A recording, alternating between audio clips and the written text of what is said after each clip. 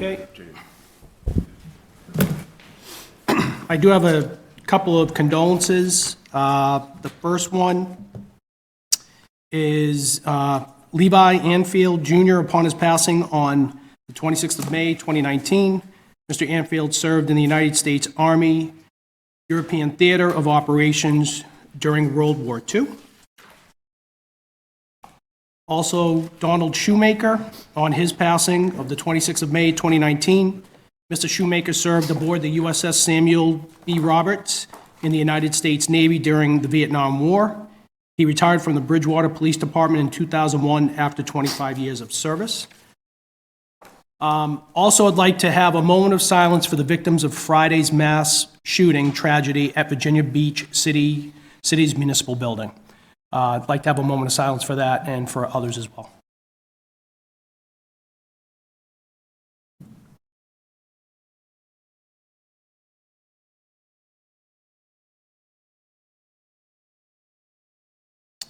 Thank you.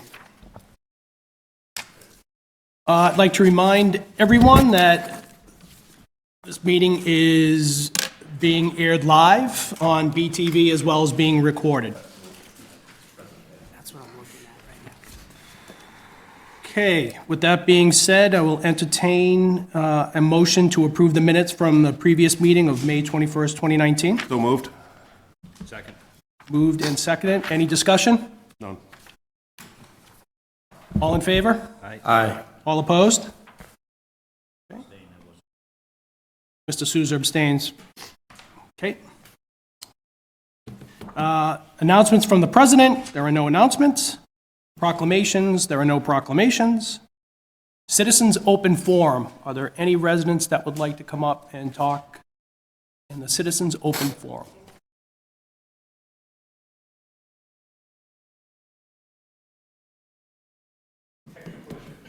Okay. Trying to keep me quiet, but apparently the microphone. There's no doing that, Bill. No doing that whatsoever. Okay. All righty, seeing none. Appointments. First appointment is to the Water and Sewer Board, Joseph Bracken. I'll entertain a motion to appoint. Motion to appoint. Second. Second. Okay, second. Any discussion? I'd just like to hear the town manager report out. Okay. Mr. Dutton? Mr. President, Joseph Bracken volunteered for the Water and Sewer Board. The community, the Citizen Advisory Committee had spoken with him, unanimously approved and recommended that appointment. He's got a really great background as electrical, civil engineer, and has some pretty good direct experience with the kinds of operations that we run on both the water and sewer side. So I'd recommend his appointment. Any questions for the town manager? Seeing none, this is a voice vote. All in favor? Aye. Aye. All opposed? The ayes have it. Okay. Second appointment is to the Board of Health, Patricia Neri. I'll entertain a motion to approve. So moved. Second. Okay. Mr. Dutton? Mr. President, Patricia Neary had volunteered for the Board of Health. We've had 3 vacancies on the 3-member board of late, one due to, all resignations, but for various reasons. So Mrs. Neary volunteered to fill that seat, and the Citizen Advisory Committee interviewed her and also recommended her unanimously, so I'd recommend the appointment. Okay. Any questions for the town manager? Okay, this will be a voice vote. All in favor? Aye. All opposed? Ayes have it. I'd just like to thank both volunteers for coming out and helping out the town. Okay, so I see the hour is 7:35. We will move to item F, order FY 20-10, FY 2020 supplemental appropriation. All right, at the meeting held on 5/13, the Finance Committee voted 5-0 to approve this measure. On 5/14, the Budget and Finance Committee voted 2-0 to recommend approval. This measure has been duly advertised in the Enterprise and on the town's website for a public hearing and may be finally considered at the conclusion of this hearing. For the hearing itself, okay,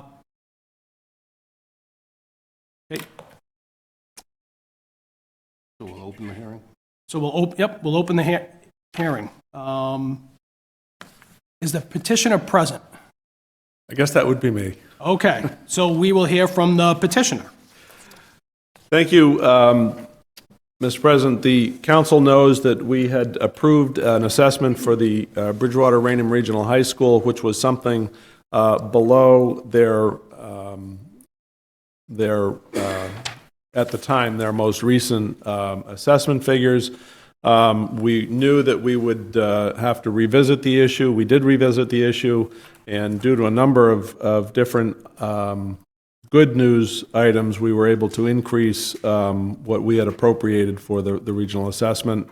We have taken money out of additional funds for additional revenue funds generated because we were able to complete the new growth calculations far sooner this year than we normally would have.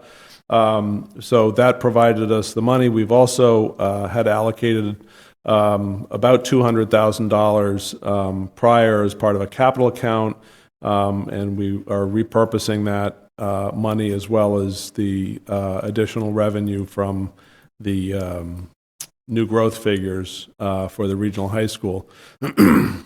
Excuse me, we're also allocating in proportion to our standard percentages. We're also allocating additional monies to the DPW, specifically the roadways department, for an additional person, and also their expense line item in order for them to start to provide some compliance with MS4 stormwater requirements, most specifically. So this this supplemental appropriation is obviously makes the regional district happier. They've adjusted their assessment figures to match our appropriations, assuming this is appropriated and passes. And certainly the roadways department is looking forward to getting an additional person on, and certainly being able to do some of the work that's required, or is required and will continue to be required under our stormwater regulations. So that is what I have. Happy to answer questions. Okay, great. Are there any general questions from the public? Seeing none? Is there anyone from the public speaking in favor? Seeing none? Is there any public speaking in opposition? Seeing none. Questions from the councilors? Mr. Columbotus. Thank you. Mr. Dutton, what's the difference to the school district in receiving the money in this supplemental appropriation versus in the main budget? Are they able to use it as readily as they would have if we had allocated it originally? That's a great question. And really effectively, there's no difference to the school district, how they receive their assessment. In this case, we've allocated, or we're taking money out of already designated capital funds, but certainly within the district assessment, district budget, there's, far more than $135,000 worth of capital. So that really just becomes an accounting exercise for them. So if we ask them to make sure that, they spend that money for capital-related items, that's within their budget, and I'm sure that they'll do that. But as I say, that's mostly an accounting exercise. Thanks. Mr. Fitzgibbons, excuse me. Just to follow up on Mr. Columbotus, we'd already kind of allocated the 135 to our capital fund, correct? Correct. And so we're just reapplying it this year to the new budget, and that, in fact, it'll just be available as of July 1 for the new fiscal year. Correct. And everything will just flow through, just as if it had been approved when we approved the whole budget. Correct. And the same thing with the DPW, et cetera. It's all just the same thing. We're just saying we figured out we have a bit more money and we'll put it out there. That is correct. Okay, thank you. Okay. Any other questions? Okay, seeing none, this is a roll call vote. 9/10 of present need to vote in favor for it to pass. I'll turn it over to the council clerk. Oops, sorry, I take that back. Close the hearing. Now I entertain a motion to approve. Second. Okay. Second. And voice vote? No, okay, go ahead. I just want to thank the finance committee and working with folks from the schools. That the process here, we're doing the process for looking at what the growth figures are pushed out earlier in the calendar year and allowed us. That's takes teamwork all around. I want to thank everybody involved. Okay. I'd actually like to add to that real quick too. After today, I know we're going to work on having some ongoing meetings throughout the year with the school committee and keeping the lines of communication going. And actually, after today, we start on next year's budget. So hopefully we can get ahead of that and make this a lot smoother than we have in the past. Not to say that it wasn't smooth, but I think we did a lot of extra work, and I appreciate everyone's effort. But I'd like to have it so that everyone goes into budget season understanding what we need to do. Okay. Mr. Fitzgibbons. I echo that sentiment. I was thinking of writing a letter to the chairman of the Budget and Finance Committee because Mr. Gallagher appointed me to the Budget and Finance Committee. I want to get started in July. I want to just start moving things forward right away, and let's figure out what we can all do together and make the best of where we know we can go, where we hope we can go if we have the new growth certified earlier, et cetera. And then here's the alternatives. It's much better than coming into the process late in February-ish and trying to react in a few months to be able to figure it out. It's so much smoother, and I thank Mr. Salmonte for all of his work on the town side in getting the budget so in shape that I think essentially we know what we're going to spend next year already if I was to ask him. He's nodding his head. Okay, great. Any other comments? Okay, I'll move it to a vote. Mr. Souza. Yes. Mr. Chase. Yes. Mr. Wood. Yes. Mr. George. Yes. Mr. Rushton. Yes. Mr. Columbotus. Yes. Mr. Fitzgibbons. If 7/10 of me votes yes and 3/10 vote no, does it pass? Yes. 7 in favor, none against. Okay. Thank you very much. All right, moving to item G, license transactions. Petition P 2019-10, Common Vic, license Mike Shea's Coffee.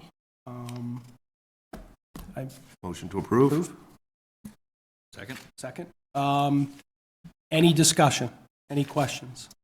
I'd just ask the town manager, given that this is located at First Street, are we going, do they understand where we're going and how things are happening? I'm sure they do. Okay. Given what's transpired on First Street over the last couple of months. Yes. Thank you. Any other questions?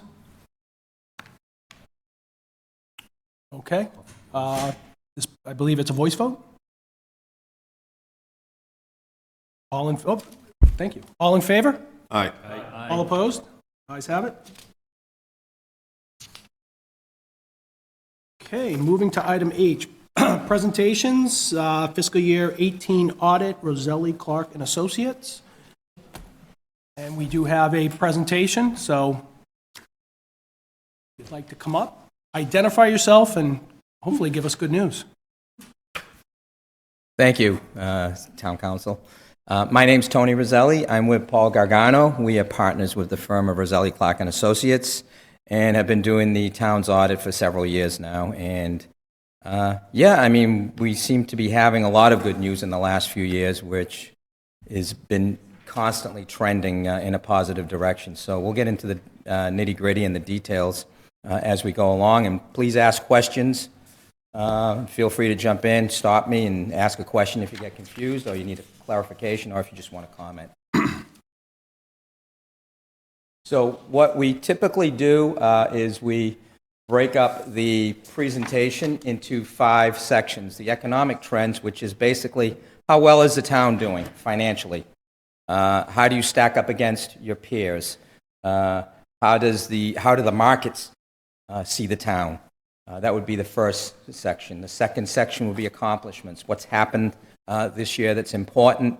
What has the town done that's well done? And we'll talk about that in accomplishments. We always talk about OPEB and pension. Those are just obligations that will exist for a long time. So I like to always give an update on that. It may sound redundant from year to year, but we have new faces and new people listening, so I always like to give a discussion on those 2 particular items. And then lastly, we'll talk about the general findings and recommendations that have come up as part of our audit fieldwork. Okay, so here's the really good news. And I think it was 2010 when I first stepped foot into this town, and we did 3 years worth of audits, 8, 9, 10. And I must be the good luck guy, because look what's happened. I believe it's Mr. Wood, but that's just me. But look what's happened since 2010. So back, I don't know if everyone recalls the severe financial crisis the town was in. The library was being closed, services were being shrunk, and you ended up with a negative reserve, believe it or not. The reserve was negative. Negative $325,000 was the bottom in 2010. What also assisted in this drop was the financial collapse in the entire country at that time, the mortgage disaster that went on. Since then, and we've had, I think in 2010, that management letter, I don't know, like I said, I don't know who was around, but that was about a 40-page management letter. I mean, there was so many different things that we looked at, things the town should be doing better. There was, shortly after that, there was a Prop 2.5 override that helped things a lot and really got things going in the right direction. The economy started getting better. Management practices got better. Ways of doing your forecasts and your budgets got better. And here's the result. In 2018, your reserve balances have they've exceeded $8 million. They're about $8.1, $8.2 million as of 2018. Could I ask you a quick question? Could you explain reserve balances Sure. in a layman's terms? Because that was my next. Okay, all right. Sorry for You've heard this presentation. You've heard this presentation too many times. But so the reserve balances are, number one, your general fund. Okay, you have revenues and expenses every year. Okay, so what happens is if you have $100 in revenues and $8 in expenses, you have $2. If you don't spend that carries into the next year. If the same thing happens the next year, 10 minus 8, you have another $2. Now you have $4 in reserves. That's your general fund portion of the reserves. There's also a portion of the reserves called stabilization funds. That's where you actually move money into different accounts, capital stabilization, general stabilization, and some others that I believe also exist. So in total, those stabilization balances plus the general fund operations that have accumulated that you haven't spent add up to this amount of $8.1 million at the end of 2018. And if I may anticipate for a second, because I know you're going to hit it later, that number dwarfs in comparison to our OPEB liability, which should be part of this reserve balance, correct? We should have $40.7 plus million in reserve balances. To cover your OPEB, yeah, you should have. You should have that money. To not have an unfunded liability, absolutely. Well, yeah. that just, an unfunded liability means to me future tax increases promised to the taxpayers. So I'd rather not have one, but we want to get there. So the financial statements are set up into 2 sections. One section is the exact piece you're talking about. It's called the GASB 34 section. And in the GASB 34 section, it takes those reserve balances of 8 million and it basically plummets them. It takes your pension liability, it takes your OPEB liability, and you end up with a big negative. So essentially, were we a ongoing concern in the business community, we'd be bankrupt. Potentially. Yeah. I don't want to get too dramatic. I liked it, but thank you. But you have a second section of the financial statements that's basically your present situation, not including your long-term liabilities. That's where the financial markets measure you and measure you against your peers, and that's where the DOR measures you when they do free cash. They don't take into account these long-term liabilities because they believe those will be funded from future taxation and so on and so forth. So yes, there's two edges to that sword. One is the good side, one is the side with the brackets. Yep, go to the next one. So here's some really good news. We've talked about this for 6 or 7 years. And in the past, we've talked about it in theory because we never thought it would get, I never believed it would get here. But back when you folks had, and your reserve, let's talk about reserve ratio first. What is it? Your reserve ratio is the amount of your reserves divided by your general fund expenditures. So it's the amount of your reserves divided by the general fund expenditures. So what this is saying is right now you're running about 17% on that ratio. Back about, I don't know, back about... I'm sorry, I thought I read 15.6. But 15.6 is just, it's a little confusing, it's just the undesignated piece. okay, thank you. So it is a little different. This is the way the bond rating agencies view you. So I created a formula here that they would use, which is slightly higher than the 15.6 that you see in the management letter. So what's happened here, back about 6 or 7 years ago when you folks started to get to 3, 4, 5%, we said the goal is, let's get to the state average. We said, let's set that up as the goal. Let's at least be at the state average. And I thought that was going to be a legitimate goal that you could achieve and sustain. Then you got to the state average, and we said, okay, let's get to the Tier 2 Standard & Poor ratio, the one that Standard & Poor wants to see. And a couple of years later, you got to the Tier 2. And then a few of you asked, is it worth going to Tier 1? You know, what do we have to do to get to Tier 1? And I gave the reasons why I thought Tier 1 would be good. Tier 1 is if you're above 15%. And I gave the reasons at that time why I thought that might be good. I still didn't think you'd get there. Well, here we are. We're at 17%. So this is good news. So just to continue on, obviously one of the reasons that you want to get there is to get better bond ratings. Yes. And so one of the things that we're working through right now as a community is funding the building of a new elementary school down there. And that will, being here, offers us real savings to taxpayers over time as far as their interest rate costs will go when that passes. And, you know, they're able to save on their interest costs of the override or the debt exclusion. That's correct. From what I understand with having conversations with Mr. Salamonte, that there's potential debt out there of 48 million, I think was the number you had informed me about. Going from an A rating, A1, which you have now, to a AA is about 60 basis points.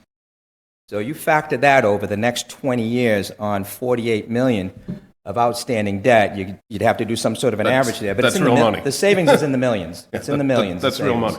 So it's very good to maintain where you are now. And that's going to be that was actually going to be my follow-up question is, I'm actually excited to see that we've grown to the level that we never even thought was possible. But we don't need to grow to 18, 20, 21. We can start budgeting in a way that says, let's maintain north of 15 and go from there. Would that be a prudent thing to do? Yes, I'd like to see like a 5 or 10 year forecast where you have down below your 15%, of what your projecting is. And then anything above that, you could start to pull in and use for capital projects, so you don't have to do any extra debt. Potentially to do other things, OPEB, increase your OPEB funding, just do some other things with that and not risk dropping below the 15%, because whether you're at 15% or 20%, it's not going to impact your bond rating. Once you hit 15%, you've scored a 1 out of 5, 1 being the highest on this particular category. Yeah, So, yeah, and that makes complete sense to me. And so, I'll think of my next question. Keep going, sorry. So that's basically my spiel. Oh, yeah, I remember my next question now that I saw economic trends. So we're at 15, 17, whatever the number is now. One of the things that Mr. Salmontes, I believe, told us, he's definitely told me, is that he wants to survive a 3-year economic downturn with the reserves we have. Is that an appropriate level? And by survive, he means no layoffs. And, obviously, no layoffs across town, school, et cetera. Is that a reasonable place to be, in your opinion? I'm not. Well, Standard & Poor thinks it is, because they've established that as the optimum place to be. Yep. So which means that you're going to sustain those sorts of emergencies, those sorts of issues that happen, those hiccups in the economy. They'd want to see that built back up. That's gonna sink down, and then we've got to do the Then you same gotta build thing it and back bring up. it back up. Okay, just making sure. Thank you. All right, next. Quick question, if I can Yeah, jump back sure. into that last slide for a Go back to second. that last slide, Mike, please. So the reserves that you're talking about, I understand the composition of most of them. We've talked about that over the years. But I don't recall, does that include the reserves in the enterprise funds? Like No. the golf Nope. funds has, no? Nope. Okay. Those are their own reserves. Those are like their own separate companies. Excellent, thank you. And it doesn't include the OPEB either, because that's in its own separate little entity. Any more questions on this? This is a good conversation. Okay, next. All right, right there. So we talked about the reserve. This is kind of a summary of what we said. We talked about the reserves increasing. Your local receipts exceeded forecast by 2.7 mil. Your metrics have exceeded the state average. That was a goal that was established 5 years ago. They've now achieved S&P Tier 1 status. And one of the things I wanted to add, so with Moody's, you're an A1, but you've never been rated by S&P. I went back 30 years to see if you've ever had S&P come out. And the S&P rating, the metrics they use suit this town much better than Moody's. Moody's is suited more for a town that's got a very large equalized valuation, which is your assessed value. So Moody's would work well in places like the Cambridges, the Falmouths, the places that have a lot of value in their property. Not so much here, even though you have value in your property, not anywhere near where Moody's would want it to be. So I had recommended at your next bond offering to talk to your financial advisors and have S&P potentially come in and do your rating this time instead of Moody's. And also, myself and Mr. Salamanti talked about potentially having a tour, like actually having S&P come out, do a site visit, and go through the town. I find that that's really helpful in getting, maximizing your bond rating. So just on that particular point, in your experience, is it difficult to get S&P to come out and do that? No, Okay. no. So we basically have to invite them You invite them, yep. through our financial advisor? Yep, Okay. through the financial advisor, and they'll, obviously, it's a little more difficult to schedule, but they'll set it up. They'll be here for the whole day, so you'll have like a presentation here, like kind of like what I'm doing, and then you set up a van or a council of aging, some sort of van or bus transportation, and you go through the town and you point out the development and the different areas. I find that it works really, really well, and they get to know management when they do that, other than on the phone and through paper. We've already been in touch with our financial advisor. Okay, great. Thank you. Okay, next. So the accomplishments, increase the reserves as discussed, and you're following your free cash policy. You're not using that for budget items, and that's summarizes it in a nutshell, and basically why you're here at that point, or at that level of reserves. Next slide, Mike. Okay, other post-employment benefits. So GASB 74 was 2017, GASB 75 was 18, so 75 is a new one. The estimated liability, and I like the liability under 75 because it's a much better approximation, in my opinion, of the old GASB. And the actuary is suggesting that right now you have a $40.7 million unfunded liability. So how do we work on this? How do we get that lower?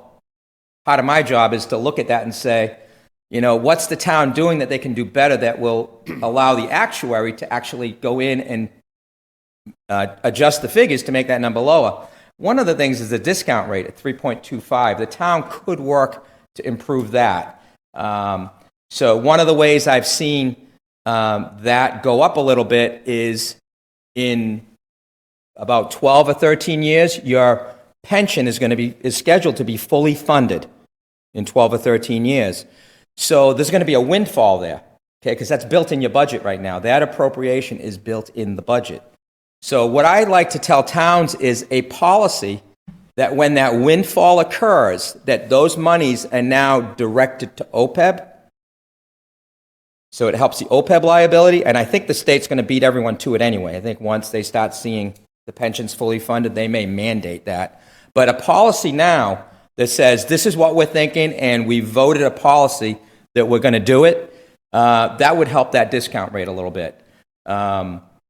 Increasing your... So could you just explain a discount rate a little bit more for folks who don't understand what that is? Sure. The discount rate is basically the expected return on your money over a period of time. So the actuaries are going to go out 30, 40, 50 years, and they're going to present value your money. And they have, when they present value it, they have to assign a value to that. And they can assign a value anywhere between 3 and 8%. They can assign a value of between 3 and 8% under the statutory the GASB requirements. You guys are at the lower end because you're only putting in $100,000 a year versus a $40.7 million liability. So if that went up a little bit, that would help. So, in fact, putting more into OPEB increases your discount rate. That's a factor that will allow them because to increase you're able to say at that point in time, our fund is growing at this percent a year. Right.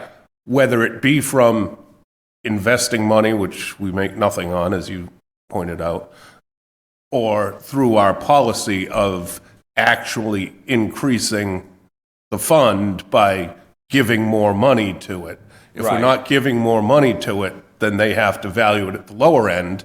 And so if we can only say that the money we're going to have 20 years from now, we can figure out how much we need Yep. at a 3.25% rate. That's a whole different ballgame than if we can figure out how much money we need in 20 years at an 8% That's rate. right. That's right. I just wanted to get Yes. that out because it's not completely obvious to a lot of people. And it's rocket science too. It's not the easiest. I mean, if anyone is old enough in this room, and most of us look like we are, the old rule of 72, and it works in reverse for this, is you're better off with the higher interest rate. And or discount rate. Tony, correct me if I'm wrong. Is your OPEB in a managed account right now? Yeah, we have. It is. So it's in a managed account already, which is good news. The reason the actuary didn't give you a higher rate, because usually this is a rate for towns that are in CDs and money markets that are doing nothing. The reason you didn't get the higher rate is because there's not enough money in there for them to say it's going to accumulate to anything to hit that. Like I said, increase in your contribution, having a funding policy, which right now your funding policy is $100,000 a year, basically, or 5% of your free cash, whatever that is. it's not sufficient. So if they see this money coming in on the back end, it's going to create the perception that there's a better funding policy in place, which will allow them, they're not going to adjust it to 7%, but that could go up to, say, 5%. I've seen them blend it and say, let's go 5% on the discount rate. So, so there are definitely ways. I don't know if you've enacted all your healthcare reform potentials with deductibles and things like that, but looking at the actual plans themselves and the contributions in the plans and who's paying what, how much of the retirees paying versus the town, making those sorts of adjustments also helps your unfunded liability. So right now you have $327,000 in the fund.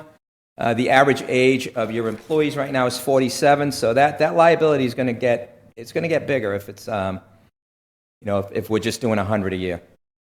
Any questions on OPEB? I know this is a difficult concept. Okay, next. Okay, some good news here, and I can't find a reason why other than investment returns. The Bridgewater proportionate share of the pension liabilities just short of 26. It was almost 32 last year. So it went down 5.3 million. And I don't know if Tony or someone wants to make a call out to the pension system and kind of find, kind of look at why that happened. I want to say it's because the returns that there was big returns from investments. I think that's part of it, and we have reached out, know that they're going to be up.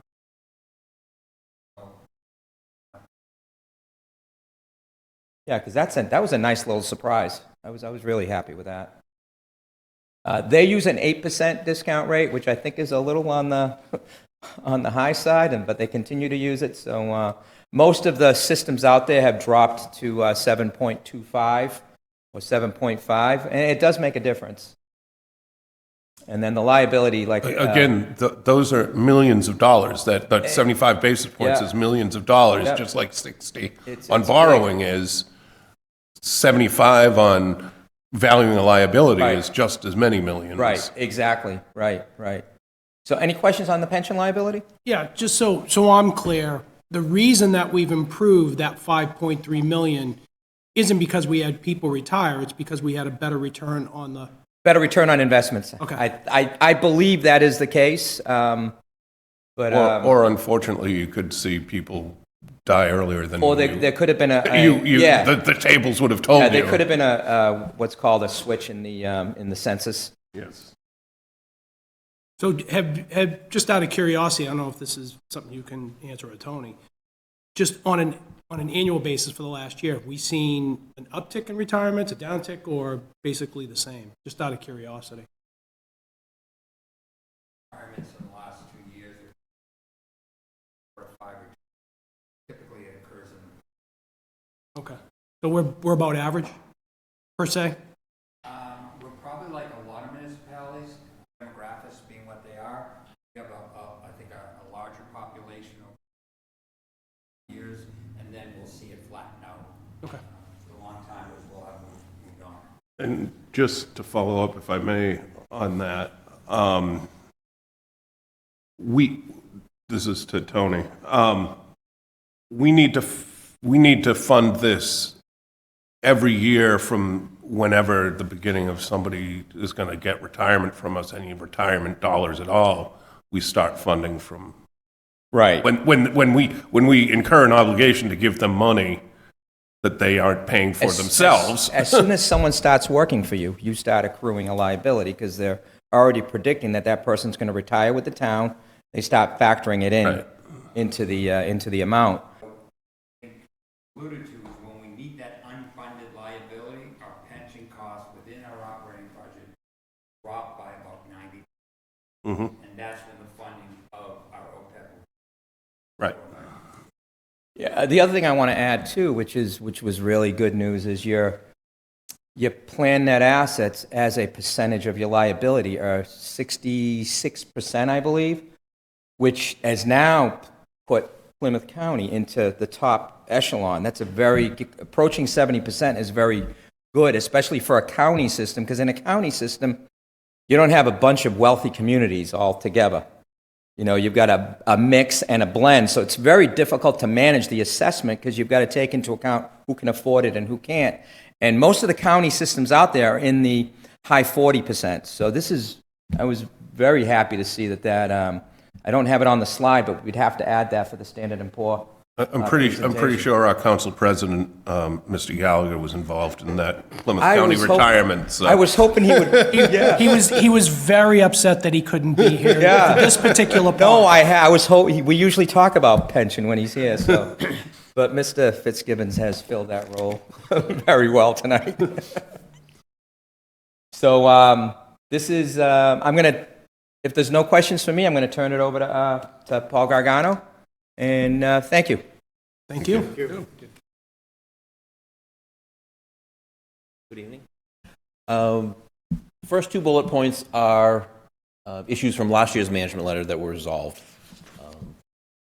Tax title balances were down nearly 30% from the prior year. This has been a comment for years in the management letter. That was due to some policies implemented by the finance department, and that definitely impacted the reserves going up, seeing a 30% decrease in your tax title balance. The next bullet, overlay balances. Overlay is also the reserve for abatements. The town completed an analysis of the overlay accounts and has started to appropriate the excess. Again, that was another comment that we had had for a number of years. Tailings are basically old outstanding checks that sit on the bank reconciliations. The town moved most of the old outstanding checks into the tailings account during the fiscal year. And what needs to happen now is the treasurer needs to go through, determine the names, addresses, and amounts of all those outstanding checks, advertise them, and then over a period of time, they can take that money back in as general fund revenue based on the amount of the check. Higher value checks take longer. The next bullet is the transfer station. That's been in our management letter for a few years. The transfer station's revenues have not kept up with the expenses over the past several years, and we're recommending that the town implement a plan to deal with that. I know that's something that's on Tony's radar for early fiscal 2020. So one of my questions on the transfer station is actually a more general question. I don't know if it's you or Tony. I'm sure you're both capable of answering it. But you said kind of, you know, in your comment about the transfer station, we recommend the town develop a plan to eliminate structural deficits and to plan for the future of the transfer station operations. Now, I take that to mean, and I love my friends in the unions. They do a great job. The police, the fire, the highway guys, everybody in our unions do a great job. But if we know that our revenues are only going up a certain amount every year, we kind of have to limit our negotiations with them to what we can afford and not implement a structural deficit with any of those contracts going forward. Is that something anyone wants to comment on? Or? I mean, I'm not sure off the top of my head. Tony may know better than the amount of salaries. I believe it's the hauling costs and the recycling costs. No, I'm not talking about. I'm not drivers just of it. talking about the transfer station. I'm talking about in general as a policy for the town that we should probably make sure that as we negotiate these contracts that they're sustainable into the future, especially because I've heard, I don't know what you guys have heard, but in the next couple of years, we're going to have another recession, and then all of a sudden, we're going to have to draw down those reserves that we were looking at earlier that were so great, and they have to sustain the rate of increase in the contracts that we've negotiated, right? And if the taxes and especially the personal property tax and excise tax, et cetera, that just tanks in a recession goes away or is severely limited, then we're going to rely on those reserves. And if we don't have sustainable contracts, then there are going to be layoffs. We can't afford to, give everyone, when we look at the contract in total, and Tony's done a great job with this, to look at that contract in total and say, all right, we'll give you, everyone's same store year over year is going up 4% between uniform allowances and step increases and cost of living increases. We can't do that and be able to sustain in a downturn.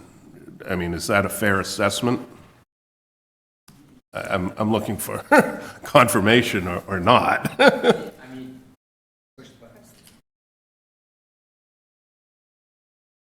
Yeah, I hold it. We can hold it. So, Arlington, Sandy Poole, I don't know if you know him or not. He's got a great model that I just went to a MGFO meeting a couple of weeks ago, and he did a great presentation on unions and contracts and whatnot. And he feels it's be as transparent as possible, and the unions appreciate that they become part of the team, not the enemy. Right. And Mr. Salmonte's done that. Yeah. I've seen it in action. So if you, and the model he's built is you can build in 2%, 3%, 4%, you can build in all these amounts with the rest of your forecast, and you can show them that, hey, if they want 3%, it's not going to work, so we're going to have to lay off half your force. Do you want your force laid off? Right. So you try to hit a happy medium and not create these structural deficits. So they will result in layoffs. Well, and that's the other thing I'd actually bring up, following up on Mr. Salmonte's comment about retirements and whatnot, is the reason we're going to have a gap in retirements is because we laid off a lot of younger people that we hired 10 years ago because of the downturn in the economy and a negative $325,000 reserve position. So we couldn't afford anybody, so they moved on, and we've lost out on many talented employees, in my opinion, who were working here at the time, who've gone on to do great things.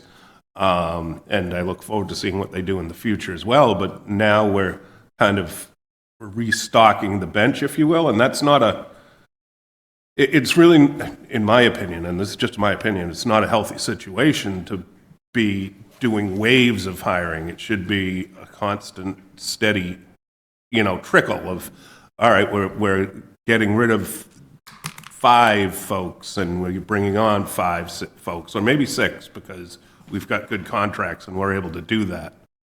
So that's my opinion. I just wanted to know about the union issue and structural deficits within departments, et cetera. the town manager set a bargaining team, myself and the assistant town manager. That was what we did. We do a 5-year forecast review, look at a fully loaded cost of contract, all benefits, health insurance, pension costs, and then we begin the conversation. As it relates to hiring, the town manager's directive to the assistant town manager is higher quality people need to be proactive, deal with it in a trickling way versus a rush of employees. Difficult to find a good quality employee that way. And we've heard that from the police chief on the public safety committee for a year or so now. So it's all consistent. Thank you. I have a question on tailings. It didn't show up in the trend analysis on the earlier slide.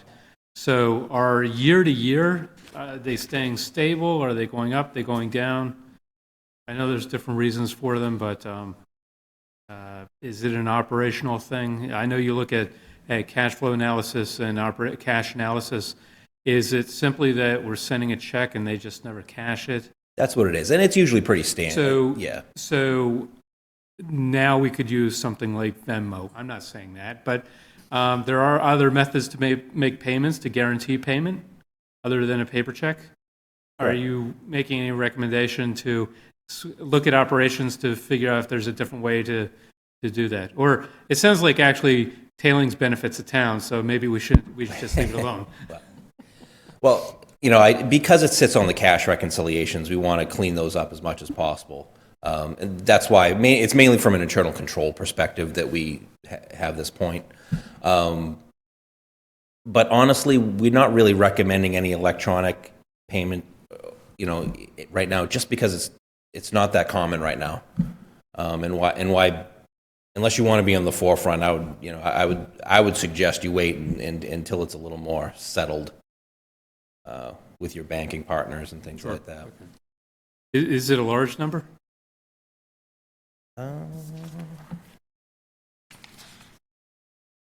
14,000 of old outstanding checks That's what's represents a yeah. reduction of approximately 75,000, so we got it down. Yeah, you moved about 75,000 checks into tailings. And there could be and there could have been an existing tailings balance in there, so I'm not sure what the, Yeah, this kind of parallels to old tax title. We have old tax title that goes back to 1983, so when I came on in 15, and same thing with tailings, I went through a number of different accounts when we transitioned from WTI to Munis, and we're cleaning up. I think the practice we have in place for new check issuance is solid. Forgive my ignorance. Is the town required to escheat to the state at some point, these outstanding checks? no. This is in lieu of that process. Towns get the benefit Okay. of basically doing it themselves. You can. You are But we're not- able to escheat them to the treasurer and let them handle But it. we're not mandated to? No, and under Mass General Law, you can advertise them yourself, just like the state treasurer would, and then you reap the benefit. Okay. Second question, if I could. Don't mind. So on the transfer station, obviously you're taking it from a point of view of a fiscal number that's showing a deficit problem, that sort of thing. The recommendation in the letter is simply, try to improve it. But is there any specific recommendation beyond that? We know the story behind it. We don't need to go into it. We tend to, at the end of the year, now transfer money into it to keep an enterprise fund going, which irks me and several other people because effectively we're paying our taxes for someone else to deposit their trash. Right. And it's a very small staff. I think it's one full-time person, a volunteer, some other maybe minor services, but you're only looking at it from a financial point of view, right? Not an Correct. operational point of view? Correct. Okay, thanks. If I could, just, I'm sure you've never had, expected a great number of questions about tailings, but it's kind of an That's okay. interesting discussion. And if I could just key off of Sean's comment about the state abandoned property laws. That's what I never anticipated, that municipalities had the option to recover those funds and keep those funds for themselves. Just from an accounting perspective, well, let me ask you this. We talked about previously a $75,000 amount in outstanding checks, and what apparently this year is $14,000 instead. So where would we customarily be able to see that in the town accounts? Just so that we could find out at any given point, what is the amount of monies that are being anticipated to be recovered. Well, you have the checks before they're putting to tailings are just sitting on your cash reconciliations as outstanding checks. And there we recommend as best practice, once a year you clear those out. Towards the end of the year, make sure anything, 6 months or older, you get moved out. And then they get placed into this tailings account. Okay. So it's the tailings account is the place where you would want to look. Okay. As far as what's potentially can come back to the town. Okay. Right. All right. Thank you. It just never left, really. Exactly. But we can't spend it, No. because it may leave. Until we decide to spend it. Are you familiar with anyone who says this is how much checks I've written?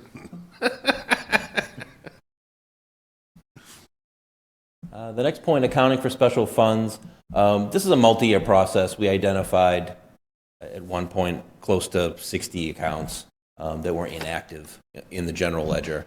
And I know Tony and his staff have already started to close some of them out. Again, it is a multi-year process. You have to determine if the source, if the account with the funds in it is still, if the purpose is still active, and reconcile that with the individual departments. So I believe that's going to be fully cleared over the next fiscal year. Yes. Probably more a question for Tony. Balances that are in those accounts that have deemed not active, they go into reserves? They go into get transferred to the general fund, and it would come through your free cash. Okay, thanks. Indirect costs relate to the indirect costs that are charged to the enterprise funds. These are mainly administrative costs. Our recommendation here is just to have a documented methodology behind how you charge it. Right now, you've been using the same amounts for a number of years with no clear methodology of what makes that up. But I know, again, that's something that's on the radar screen for fiscal 2020. And just to underline that point, if you will, because you say it here in our letter, but again, for people at home, it's important to note that the Director of Accounts at the Department of Revenue may request documentation of the town's methodology and may reject the methodology and/or amounts appropriated for tax rate setting purposes if it's deemed unreasonable. So it's important to do for a compliance reason, not just because it's a good idea. Correct. Thank you. The last two bullet points are comments that are new to this year. The first is investment returns. The town, I believe as Tony mentioned earlier, did move a significant amount of your stabilization funds into long-term investment accounts as well as your entire OPEB account. However, there are still, what we're recommending is that the treasurer go through the other deposits of the town to determine if there are any other excess balances that could potentially be moved into other short-term liquid accounts that may be able to earn more interest. This really hasn't been an issue over the last 10 years because the interest rates have been so low. However, over the past year, as the rates have increased, we've noticed some towns have taken advantage of the higher rates. One option is the Massachusetts Municipal Depository Trust, which is the state treasurer's investment pool. That right now is earning over 2.5%, but it also gives the town the ability to access that money should you need it for a warrant or ongoing funding. And lastly, human resource management. Over the past couple of years, you've allocated some additional resources into the HR administrative functions, and also implemented the Munis payroll module to process your payroll in-house. However, a lot of the payroll and personnel HR documentation is still decentralized in several different departments. Munis does have a human resource management module that we feel would greatly benefit the town. I know Tony's looked into it already. There are several benefits. You'd standardize workflows for personnel actions and have electronic approvals built into that process. So for a new hire, you would start with the department head. The department head would approve, goes to the HR director, then goes to finance to make sure that the money is there. Just to ensure that every step of the way you have all the documentation and sign-offs. It gives the town the ability to maintain related HR documents electronically in Munis and securely in Munis. There's permissions, so only the people with the correct permissions would be able to see certain documents. It can be used for resource planning for open and existing positions, and you could use it to produce salary projections for the budget process, among other benefits. So we definitely feel that an HR management system would benefit the town. Could I just follow up with Tony on that one around the projections for budget? I feel like you kind of have a handle on that outside of a human resource management module. What additional benefits would you see in that versus what you're already doing kind of that already? We're doing a component of that, which is kind of like your workforce resource planning. That we do have in a lot of Excel files. It's quite manual, and it's intense in the sense that if you want to do what-if scenarios when you're negotiating contracts or when contracts change, it's quite cumbersome. So it's not dynamic enough. What we're hoping on this side, aside from that, because OpenGov is something that we will be engaging in to look at workforce planning. We think it's going to be the better mousetrap for that. But as it relates to HR, there is so much redundancy. There's just too much paper flowing as it relates to a hire. We can't even run a report out of the system that says, what are the open positions? We should be able to do an org chart. Just to make sure someone gets paid when there's a change in status in an efficient, effective way. It's a management system that's lacking. So we concur, the assistant town manager and the town manager concur. And when we put in the capital plan, we put some money in for implementation of software. That was one of them we had in mind. So essentially, it's a lot more efficiency and You got it. getting things done easier, better, faster, and making sure we're paying people the right way, we're making sure we can negotiate nimbly and be able to say, okay, you guys want 2%, you ladies want 3%. Here's what this means going forward 3 years, and 2 of you are going to be gone if we do this, or whatever. I mean, I don't mean to be that stark. No, but that's accurate. Yeah. Okay, thank you. Can I follow up on one of the economic trend pieces? So when we talk about vehicle excise tax, our budget item came in at about $3.3 million this year. Tony and the finance crew found that almost half the vehicles in Bridgewater are leased. So a two-part question. One, are you seeing that in other towns on a general trend? And two, should we be concerned in an economic downturn that model may change? Right now, if someone's going through a vehicle every 3 years, they're keeping the excise tax at the top tier of where it could be. Whereas I'm driving a 15-year-old car and I'm right at the bottom of that, right? So where should we be concerned about the economic trend for a downturn? Honestly, other than a few outliers, we do see motor vehicle excise pretty consistent each year. So you're right at where we would see state averages. We are seeing it go down. So we would caution, your future models not to build in the 8 to 10% increases. We're seeing it go down to the 2 to 4% and even lower. So yes, during a downturn, you would. I believe the last downturn we did see it. Big reductions. Kind of big reductions. Big reductions. It was almost a V because it did come up. It did come back fairly quickly. But you do need to plan for that. Right. Well, that was 2013. There was pent-up demand for vehicles. Right. Right. Yeah. Okay. Okay, thank you. Anybody else? I do have one thing that I'd like to bring up, actually with Tony Roselli. Last year, we talked about this. The good news is, on our reserve ratio, we're at the top of the class, which is great. But we also had the discussion about being too, I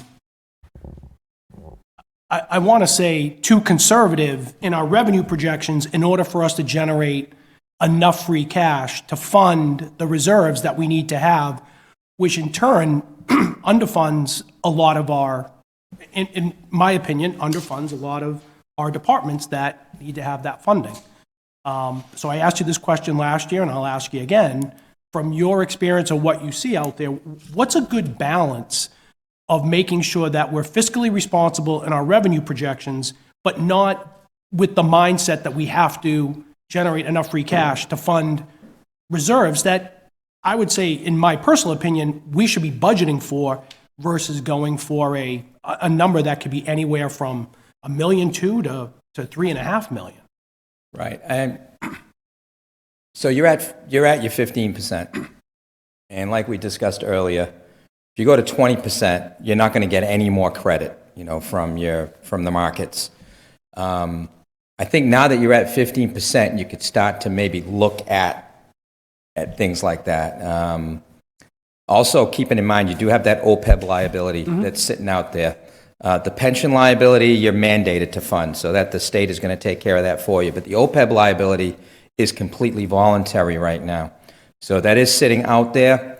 It's something you should keep in mind instead of saying, let's let somebody else worry about it, 10 years from now or 15 years from now, when it's a much bigger number. So keeping that in mind, keeping the 15% in mind, then I think you can, I think you may have a little more flexibility in your, doing your revenue projections and things like that. I always try to say, be conservative in case something crazy happens. You're at 15% now. If you can do forecasts that keep you at 15%, you can kind of see where you can go with the flexibility on the revenue forecast, more so now than you had, say, 5 years ago. Right. Okay, thank you. Could I just follow up on that one? for Absolutely. 1 second. And it really is to reiterate what Mr. George said. I mean, we were, making sure that we could get to a number that the ratings agencies would like, that would save our taxpayers money in the future on borrowings, et cetera. And now where we have to look at is saving our taxpayers money in the future in OPEB, because if that's not being funded, it's just going to grow from 40.7 to 45 in 5 years or whatever it's going to grow to. And that but within that, as long as we can maintain that 15, 17, whatever number, then we don't have to say, well, let's use a really low number for local receipts just to make, let's use a reasonable number, right? That's kind of, don't be overly aggressive. I know you'd never advocate that, but. Well, you beat local receipts by 2.7 million. So you really don't want to keep doing that. No. So you could give some of that back in the current, maybe give some to OPEB, give some of it back in the current year budget, and also give some back to get back to the 15% that you probably use some free cash on. Right. So there's a three-headed monster there that you've got to kind of balance. But you have that option now. You have that flexibility, in my opinion, because you've maximized where you are on reserves right now. Yeah, and I think in fairness, and I know our finance director would say the same thing, within that number too, there are one-time unexpected revenues and things that come in there as well, which I totally understand, and I'd never want to come across as we should have zero free cash. That's, I know, Bill has pointed out, we've had negative free cash, which you want to go there as well. But I've just been of the mindset too that our revenue projections, they're not an exact science. No one has that, magic formula.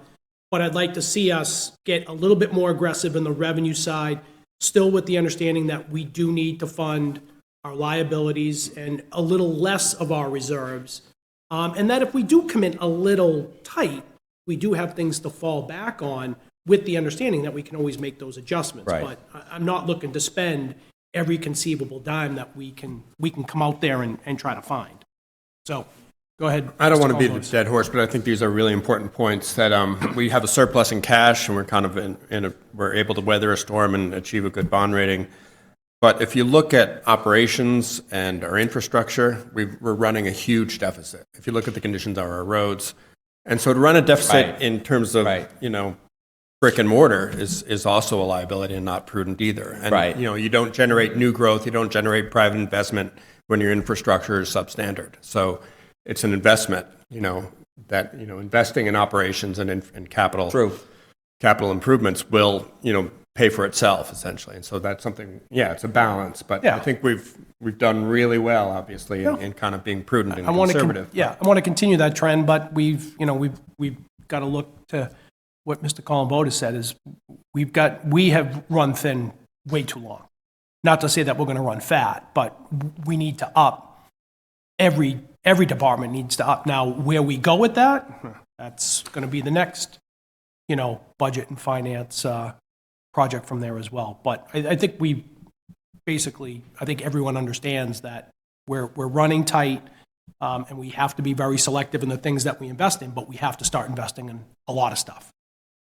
So that's great. All right, any other questions? Gentlemen, thank you very much for your time, very much appreciate it. Thank you. Thank My you. pleasure. Okay, moving right along to the town manager's brief report, courtesy of our town attorney. I'll turn it over to Mr. Dutton. Thank you, Mr. President. I've got a brief report. I just want to address a couple things that were brought up last meeting. One was councilors wanted an update on the we refer to as the Keith Homestead. It was a piece of property, and I'll give you a little bit of history for those that don't know. The town purchased that property, including the homestead and acreage around it, prior to 2011, prior to 2012 sometime, before my time. And the plan was, they purchased that with community preservation funds. The plan was to preserve or prevent overdevelopment of that area of the open land, and then sell the house on the open market, recoup some of the expense that was extended. Those funds obviously would then be returned to the community preservation funds, and then available for future appropriations. So that is what happened. The house itself was put on the market in 2013, end of 2012, 2013, finally sold for about $270,000. The town netted out of that sale $255,331. That was returned to the community preservation funds, and the private owner of that house obviously then could do what they wished with the house, with some caveat, because Historic New England holds a preservation agreement on both the interior and the exterior of that house. So any work that's done has to go through Preservation New England for approval. So that is the status. I checked with the building office. There have been no building permits pulled in the recent past for that building, so it is not under any kind of active renovation or any kind of active construction. So that is the status. Don't know if anybody has a question about that. I have a question. It's a related question, since there's a topic item on the agenda. What's going on with the parking lot and the canoe launch that was part of that overall deal on the lake house? It's always going to be like this. We have to figure out a better way for this. That is planned and is awaiting funding through the state, funding that flows through the Department of Fishing and Boating Access. We are on the list, and the department receives its revenues, I believe, from fishing licenses. So once the projects ahead of us get completed, then we'll be next. But it's on their list and will be in the works. So nothing pending from us. It's all Nothing on pending somebody's. from us. Okay, Correct. thank you. Correct. Any other questions on item A? All right, we'll move to item B. Item B, had the opportunity to sit down yesterday, I believe it was. The superintendent had sent a letter to me asking me to join a meeting with Dr. Prewandowski, Mr. Dolan, as the school board representatives from obviously Rainham, Bridgewater, and we sat with Gordon Luciano, who is the acting town administrator in Rainham, and me, and the superintendent, and we just went over some of the preliminaries about what kind of committee should be formed in order to make recommendations on changes to the regional agreement. And tentatively, I think we've come to a resolution there.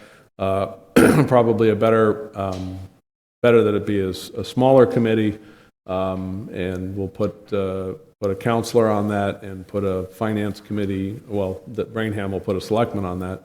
And then a member of the finance committee from each of the towns. So they'll sit with presumably Dr. Prewandowski and Mr. Dolan and go over the agreement and look for areas which need updating. I think there's plenty of areas which basically need just sort of corrections, not requiring any kind of policy discussion, but simply discussions. So I think that's first on the list, is to just make some of those simple changes. And I think many of those changes will be pretty self-evident. But some will be more complex. We discussed adding language or needing language in the regional agreement that would account for consistent review, something that's sort of akin to the language that's in our own charter, which requires the formation of a charter review committee. I imagine something similar to that as part of the regional agreement, so that the regional agreement can be addressed on at least a periodic basis. We discussed a little bit as topic items, not towards resolution, but as topic items, perhaps how members are elected to the regional school district committee, potential withdrawal from the regional district, language that would at least address that possibility. Clarifying capital spending. Traditionally, capital spending has sort of been defined in-house, and I think for the sake of both towns who support the district through their assessments and the district itself, it makes sense to probably clarify what is a capital item, what is not, what mechanisms get used for the respective town schools, what mechanisms should be used in order to cover capital expenses on those buildings. So that was another item. Charges for things such as field use and school resource officers, who maintains the buildings, and who is responsible for that, and how those costs are allocated, was another area that we saw as potential discussion items for that committee. So overall, pretty good meeting, and I think it's the beginning of getting this ball rolling. We do have sort of a tentative goal of trying to complete that discussion and get something on paper by the end of the calendar year, which may sound like a long way off, but I think it's actually a pretty aggressive schedule, probably a good schedule to try to stick to, especially if we can get something done before the next, or at least something on paper back to the respective towns before the next budget cycle starts in earnest. So that's just a brief update on the meeting that we had and where I see us going moving forward. Any questions? Okay, seeing none, moving to item C. So items for the next meeting. Does anyone have any items for Mr. Dutton for a next meeting? Go ahead, Mr. Souza. Corner of South Street, tree farm, not the tree farm, the guy is running a tree cutting business over there. Is he doing that on a farm? I will take a look and report back. Thank you. I have two, if I may. If we could get an update on the McElwain School. I don't think we've seen anything on that in a while. And I specifically, if we could get a timeline on when that transaction is going to close. And then, I know we talked about this before, but I'm starting to hear the excise tax issue, demand notes going out. If we could get an update on that, and also specifically too, what should people do if they get a demand note and they claim that they did not get an original excise tax? So if we could have that for the next meeting, that'd be great. Mr. Fitzgibbons? Could I just follow up on yours about the McElwain School? I think probably every 2 months, we should just have that as a recurring item in the town manager's report, so that we can keep on top of it and not have to think about it and say, do this, come back to us and talk to us. Is that As good? long as you post it, it's fine. Yeah, Okay. so, like we have right here, standing discussion item, Mitchell School update, that it'll be the McElwain. Does that work for you? Oh, that's absolutely. And in fact, to that end, the items under my report are right now from you. Yep. Moving forward, I'll add multiple areas. So Okay. But this is just an opportunity. I mean, I'll report on lots of different things, but, if there's something in particular that you want to hear from or hear about, I'll be happy to put that on. Okay, great. Any, Mr. Wood? Can we get an update next time on all the consultants that we've hired? I think we have somebody for zoning, somebody for strategic planning. Now we've got one from Cultural Council for the town hall. And there's probably a few more that we funded and I've forgotten about. I'm most interested in the comprehensive view of what's happening with zoning and what we should expect from a consultant or an outflow from that, and how that comports with what might be happening with strategic planning. Nope, that's a good one. Anyone else? Okay, seeing none, moving on to J, standing discussion item, Mitchell School update. Mr. Dutton. Mitchell School update, I've got mostly just want to give you an update on the calendar and extend invitation to anybody that's listening and any of the counselors who are interested. Start with the calendar coming up on this Thursday, June 6th at 7:30 in the BR High School Library. There's an interactive workshop to go over the current plan, show people, anybody that's interested, what the current plan is, ask people to identify what they like, what could be better, and that is designed to be quite interactive. It's not necessarily presentation.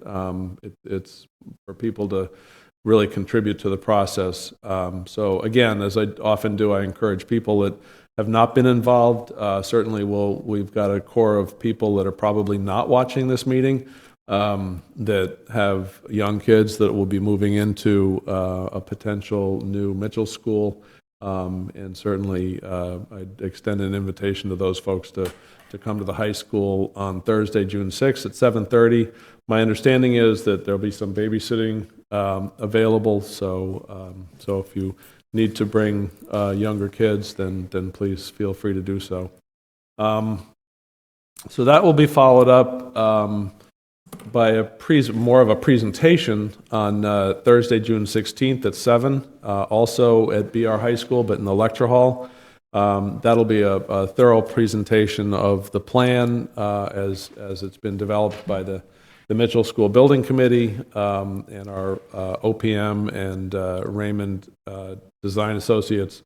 That'll be, again, Thursday, June 16th at 7 p.m. in the BR High School Lecture Hall. Mr. Dutton, not to interrupt you, but I'm getting information that the meeting's June 13th. Well, there you go. There are two, aren't there? Now, I think, well, there are two meetings. One is June 6th, and let me check. 13th. And then the 13th? This is, Thursday. I apologize. okay. You are absolutely correct. I'm glad that you corrected me, because I will not be there on Sunday. Okay. So, yes. The 13th. June The 13th, record show the 13th. No one is coming on a Sunday.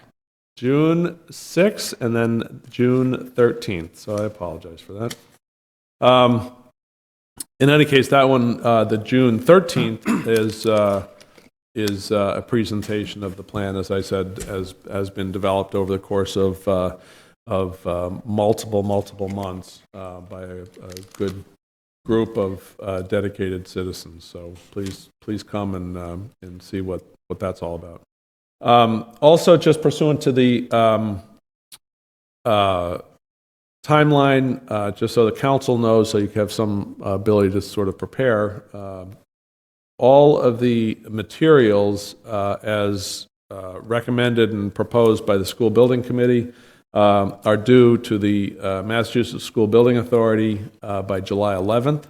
And that means that the committee will be making some final decisions at its meeting on July 8th. That's not the next committee meeting, but they'll be making some final recommendations at their meeting on July 8th. So all materials due to MSBA by July 11th. Then the MSBA uses all of that material. Staff up there goes through it, corrects it, makes sure it's all thorough, and then the MSBA votes the recommendation on its August 28th board meeting, which is in Boston.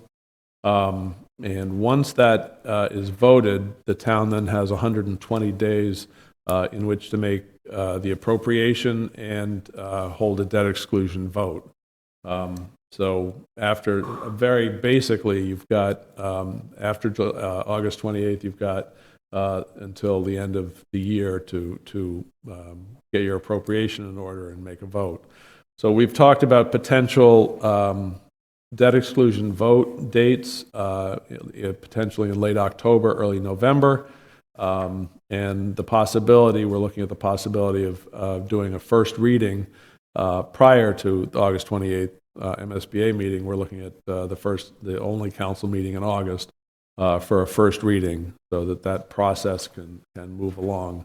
So we'll keep looking and keep you posted on how that calendar works out. So that is that's very basically the update on the Mitchell. Anybody is welcome. We have public meetings Mondays. Generally, almost always they're on Mondays, with a few exceptions. But the next one is coming up on Monday, June 11th, right here in this room, and that is Monday, June 10, maybe? Huh? Come on. 2019, do you have that calendar? I like to think that I'm a year ahead. June 10th or the 17th? I was right? No. You said the 11th.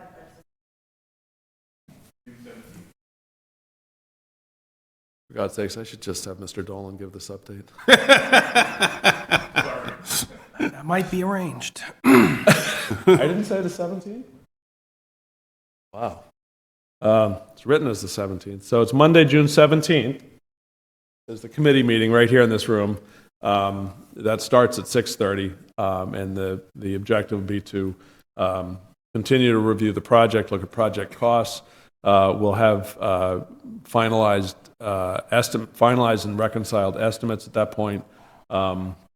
And the committee, excuse me, will be going over that as well. So that is Monday the 7th, June 17th. So I've given you a lot of dates, some of which are wrong, but hopefully, if anybody is interested in looking at the work that's been going on, there is a website. Actually, it's Bridgewater Schoolproject.com. So please look it up. And feel all the dates are in there. All the correct dates, I hope, are in there. So take a look at that. Also, all the documents and all the past meeting minutes and all the materials that the committee's been using are also housed there. So that is the place to find those. So that is what I have for Mitchell. But happy to answer a question. Okay. Any questions, Mr. Fitzgibbons? More of some comments, and I'd just look for the town managers saying yes or no to them.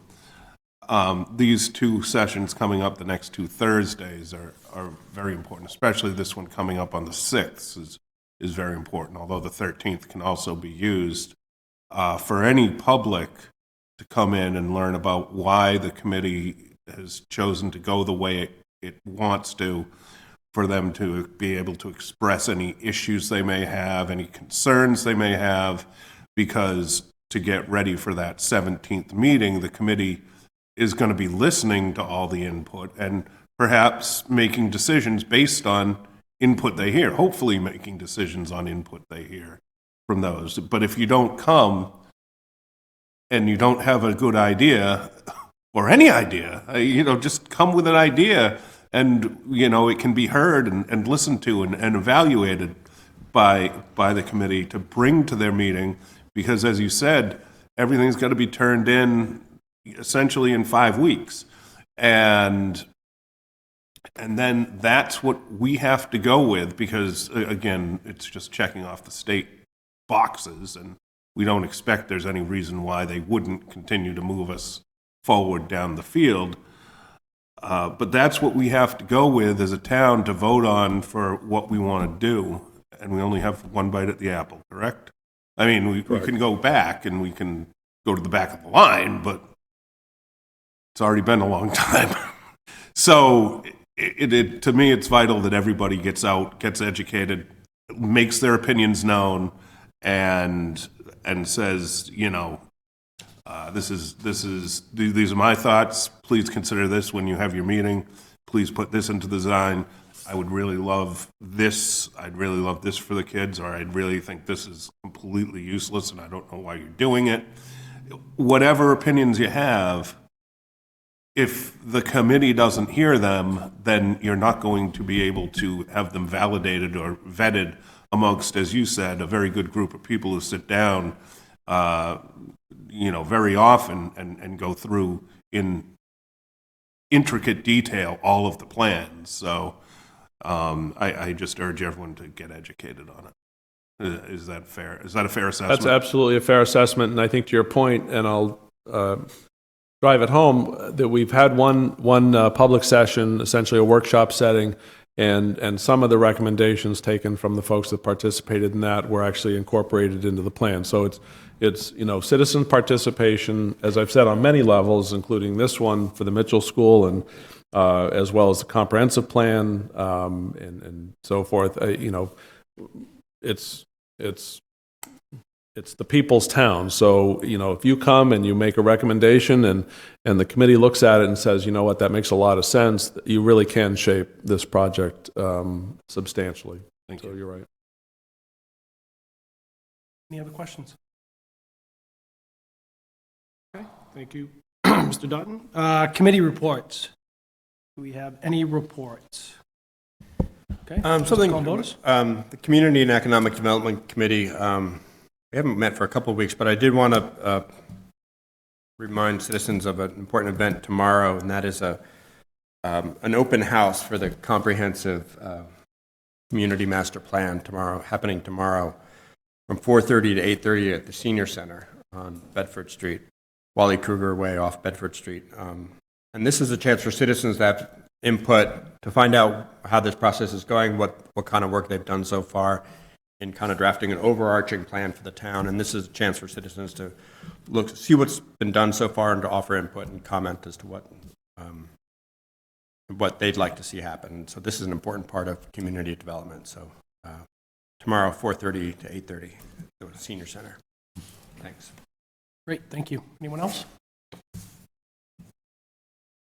Okay. Legislation for action, we have none. Old business, we have none. New business, order FY19-059, loan order, amended order, fiscal year 19-041, loan order Elm Street project. Mr. Dutton, I'll turn it over to you. Mr. President, we have more refined cost estimates for the Elm Street project, so we're making, at least we're beginning the process to increase. Obviously, there were more than the initial estimates, so we're starting the process now to make that appropriation. We had ordered in Council Order FY19-041, $6.5 million. The cost estimates are a bit less than 7.5, and so we are looking for an appropriation. Keep in mind, and I'll say it again when it comes time for the hearing and the vote on this, because we appropriate 7.5 doesn't mean we spend 7.5. If the project comes in at 7.1, we borrow only that amount which we need. And then we close out the project, which you saw a little bit earlier from the auditors.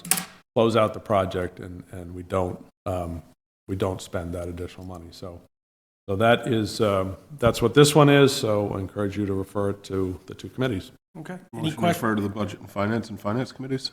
Second. Okay, so move second. Any discussion? I just asked the town manager, and I'm sure we'll get into it in greater detail, but is the 7.5 still contained within the diff agreement? Correct. So that there's no impact on tax rates. It's the folks there. Thank you. Correct. Any other questions? Okay, all in favor? Just one. Out of that 7.5, what portion is the state going to be giving us? Just about 3 million. 3 million? Thank you. Okay. All in favor? Aye. All opposed? Ayes have it. Okay, moving on to Order FY 19-060, order of taking property on Elm Street. I'll turn it over to the town manager. Mr. President, this one is a friendly taking, and we have been in discussions with National Grid, which owns the large substation there on the corner of Elm Street and Pleasant. And we have described to them the need for additional property at that intersection, and they have graciously worked with us to develop a taking plan that they are happy with and that we can execute. So this is the beginning of that process. And I don't believe there's any need to refer this. You're obviously free to refer it, but it's a pretty routine matter on the order of taking. Any questions? I would concur with the manager. So what I'd like to do is ask the council clerk to schedule a hearing for June 25th. Do I have a motion? So moved. Do I have a second? Second. Any discussion? I just make sure that the enterprise gets the date of the hearing right. That's always a good thing. Always a good thing. All right, all in favor? Aye. All opposed? Ayes have it. Okay. Order FY 1961, transfer order, notice of intent, municipal separate storm sewer system. I'll turn it over to the town manager. Mr. President, I had mentioned this some months ago, and a few times since then. This is the beginning of the expenses that we'll begin to have to incur for our planning and execution of activities under the new regulations under the Municipal Separate Stormwater Sewer System, MS4. And this, in particular, will pay for the consultants that we have had to hire in order to get us file our notice of intent and begin the process of updating our ordinances. Motion to refer to the Budget and Finance Committees. Second. Okay, so move second. Discussion? Another consultant for you, Mr. Wood. Any other discussions? All in favor? Aye. All opposed? Ayes have it. Okay. Order FY 1962, transfer order funding for clearing out town hall and highway barn. Town manager. Mr. President, this is going to accomplish what we've hoped to accomplish on the second floor of the town hall, and that is removal of the dividers, essentially, that have chopped up that office, or chopped up that second floor. Also helps us pay for the final removal of items out of the old Spring Street Highway garage. Motion to refer to the Budget and Finance Committees. Second. So moved, seconded. Discussion? Seeing none, all in favor? Aye. Aye. All opposed? Ayes have it. Order FY 1963, transfer order fiscal year 19 end of year transfers. Town manager? Mr. President, this, very simply, I think most of the council is used to this. This is our standard end-of-year transfers. As we begin the year with a budget and a work plan, the times being what they are, we don't always expend the amount of money in certain line items that we think we're going to expend, and we overexpend, or we need to overexpend in other line items. So this end-of-the-year transfer will adjust all those line items appropriately. I will make one note on this. On the descriptions where the funds are going, towards the bottom, you'll see recreation, $17,000. That is money that we will transfer and then encumber. When we encumber funds, that means we essentially carries over into the following fiscal year, and that is what we have tentatively planned for being able to fund sort of that what we've talked about as a park steward position. So we will be coming up with a more extensive plan on how we fund that, and I've asked our finance director, and Kim, our assistant town manager, to flesh that out so that we have pretty well-defined roles and responsibilities that'll be a good template for moving forward into FY 2020, 2021, and so forth. So this is the beginning of what I hope will be a really good sustained position or positions to take care of our parklands. Motion to refer to the Budget and Finance Committees? So moved. Second. Second, discussion? Seeing none, all in favor? Aye. All opposed? Ayes have it. President, can we take up the next several orders as one item on the agenda and deal with them all at once? Yep, Mr. Rollins? 064 through 071. 064 through 071, yes. Okay, I will entertain a motion to take those all as one item. So moved? Second. Second. Okay, discussion. Okay, seeing none, all in favor? Aye. Aye. All opposed? Ayes have it. What are we going to do now? So, Mr. President, these are, in any road construction project, there is a need, well, almost any road construction project, there are needs for permanent easements. All of these particular permanent easements are essentially for drainage, in the placement of drainage structures or retention areas. We have reached out to these neighbors multiple times, or reached out to the entire street multiple times, letting them know that these easements are coming. We mailed these out about 2 weeks ago. We've gotten a good chunk of them back, but ultimately it will require acceptance of the easements. So these are the permanent easements.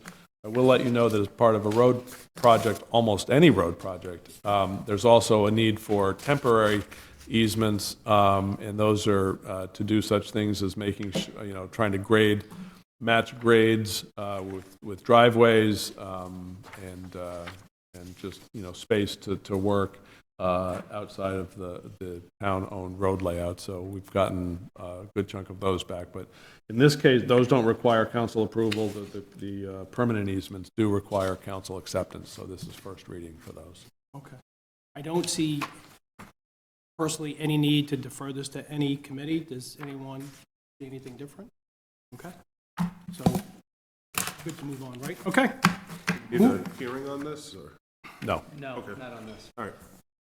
Okay, moving to item N, I believe. Order fiscal year 1972, transfer order, Elm Street land taking to the town manager.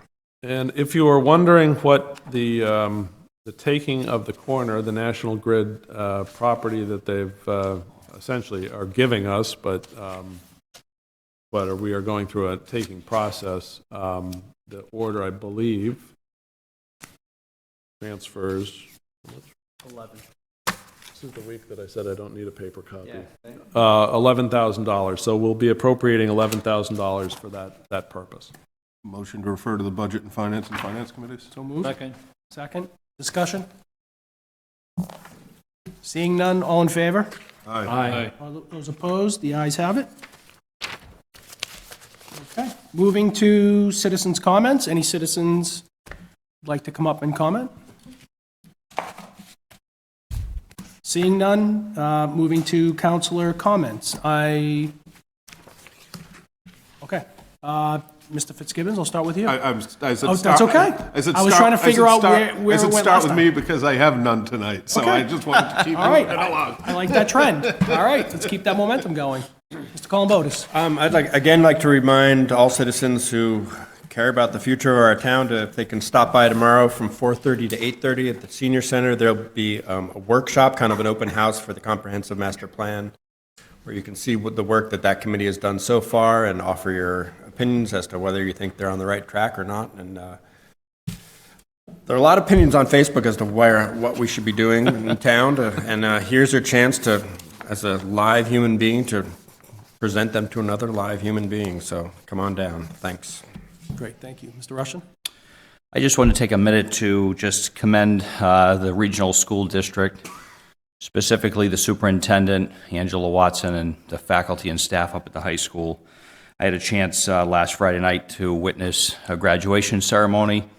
To think that what they've done as a district and take 360 of our kids and get them through high school and get them on their way to college and that, it's a lot of work. And I know they had an event for scholarship night. The next night they had the prom. They organized a lock-in for all of the seniors to come back and keep them safe till 5 o'clock in the morning. Lots of volunteers, lots of things put into that. They followed that up with an award ceremony, a graduation. It's just a lot of work, and I just wanted to publicly thank, them and the work that they put in and all the effort that goes into, graduating all those seniors and seeing them go off. That's it. Great, thank you. Mr. Wood? Oh, me. Earlier tonight, when we had the auditors here, there were questions about tailings, as an example. And this is one area where the Finance Committee of the town really has the ability to go in and look at anything like that. So if the question comes up about balances in that or balances in something else, it's written into the charter that the Finance Committee can look at, open up any of the books and accounts of the town, whereas the council can't directly. But so that's just an example where some of our committees are very important to the town. That's it, I think. Oh, I forgot about the consultant working on the master plan too. So we'll hear about that. Thanks. You, Mr. Chase? Thank you, Mr. President. I did just want to extend congratulations to all the graduates in the town and their families, certainly both of BR and of the college.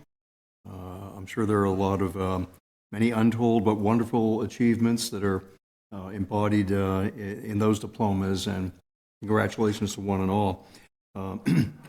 I do plan to attend the comprehensive meeting session tomorrow afternoon at the Senior Center, and I also would like to encourage those who have a interest in the future development in the town to partake in that discussion. I did attend the first session back at, I guess, in the early spring on a Saturday. It was very well conducted. It was completely interactive, and I think that even people who are somewhat apprehensive about attending community meetings should feel very comfortable in doing so and in offering their thoughts.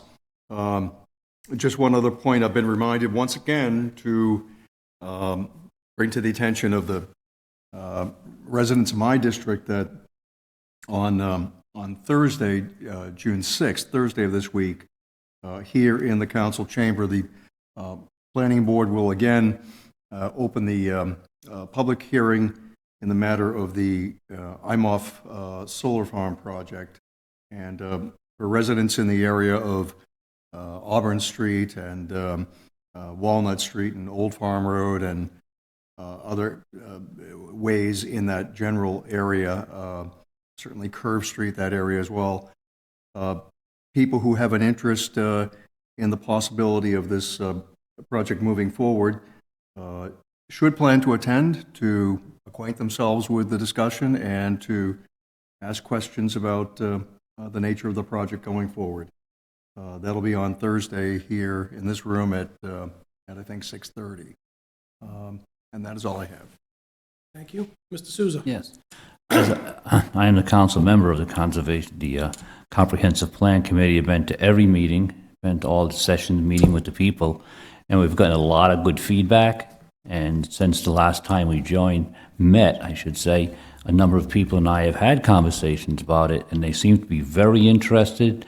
And I've not really begged them, but kind of close to it. Show up, let us hear from you now. Not next year, now, because now we're putting it together. Thank you. Thank you. Just a couple things. Obviously, that meeting is very important for input, future of the town. I hope people also take the time to educate themselves on things that we have direct control over versus things that we don't have direct control over by state mandate. I think there's just a lot of people out there that feel that the town has just willy-nillied things that have gone along and don't take a vested interest in trying to direct the town into certain aspects. And I would hope that people would educate themselves a little bit more on the things that, we have to do and hopefully work within that. I will say on June 6th as well, I believe, is the Music Alley's opening night. So for anyone who isn't participating in the multitude of meetings, to head over there. Hopefully the weather will hold up. It looks okay, but they're very excited to start that. Also, to give everyone a heads up too, there are going to be multiple events over the next roughly 3 weeks for the 4th of July committee. There's going to be things going on at Black Hat, at Greyhound, at the 99. So, I think we've all talked about this, that this is a committee, a small and mighty committee, that takes the responsibility of raising funds for the 4th of July. So hopefully you can participate in one of those, and if you can't, hopefully you can cut them a check, whatever you can afford. But I don't think we can say that loud enough, that this is a committee that on their own takes care of that. And they do a fantastic job. And, if you look at where people come from for the parade, where they come from for the fireworks, they're not just coming from Bridgewater. They're coming from all over. So hopefully we can get the funding for this year and hopefully get them kind of getting ahead of it for next year as well. We don't have anything for executive session. I will entertain a motion to adjourn. So moved? Okay, all in favor? Aye. All opposed? The ayes have it. Thank you very much.